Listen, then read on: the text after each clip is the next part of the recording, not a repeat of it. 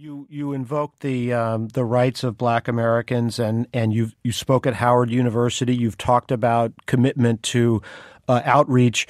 What should people draw? What conclusion should people draw from the presence of that former shock jock Jack Hunter on your staff, who co-authored a book with you, who was identified as the Southern Avenger? Well, he's no longer on my staff, and but you had a pretty strong association with him. Yeah, but the thing is if you'll read through a lot of his things, I think some of the things he wrote, or many of the things he wrote, were stupid, and I don't agree with. They weren't things that I was aware of or reasons why I hired him.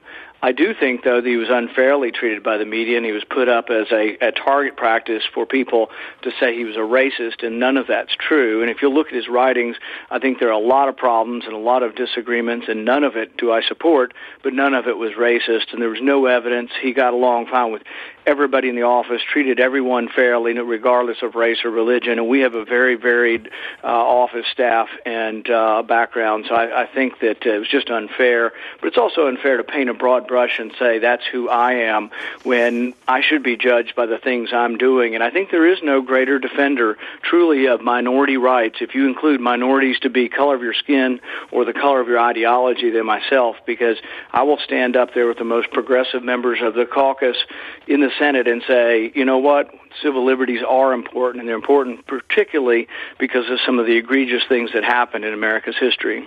Well, let me read you something that The Economist, the political magazine, the British magazine, wrote a few weeks ago, and get you to react to it. Said the only notable libertarian-leaning politicians to generate real excitement among conservative voters have risen to prominence through alliances with racist and nativist movements. Ron Paul's. Don't you have anything better? Don't you have something better to read than a bunch of crap from people who don't like me? I mean, that won't make for much of an interview if I have to sit through, reading after recitation of people calling me a racist. No, I understand. I don't accept all of that, and I don't really need to spend the time going and talking about that. If you want to talk about issues and what I stand for, I'm happy to, but I'm not going to really go through an interview reciting and responding to every yahoo in the world who wants to throw up a canard.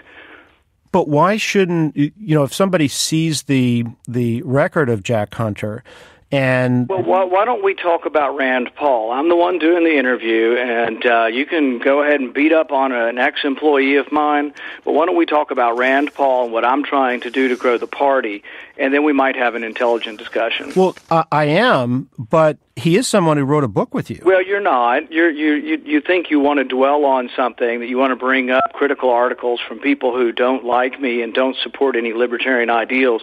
Why don't we talk about what libertarian republicanism means and what it would do for the party? Let's talk about some issues. Let's talk about indefinite detention. Let's talk about aid to Egypt.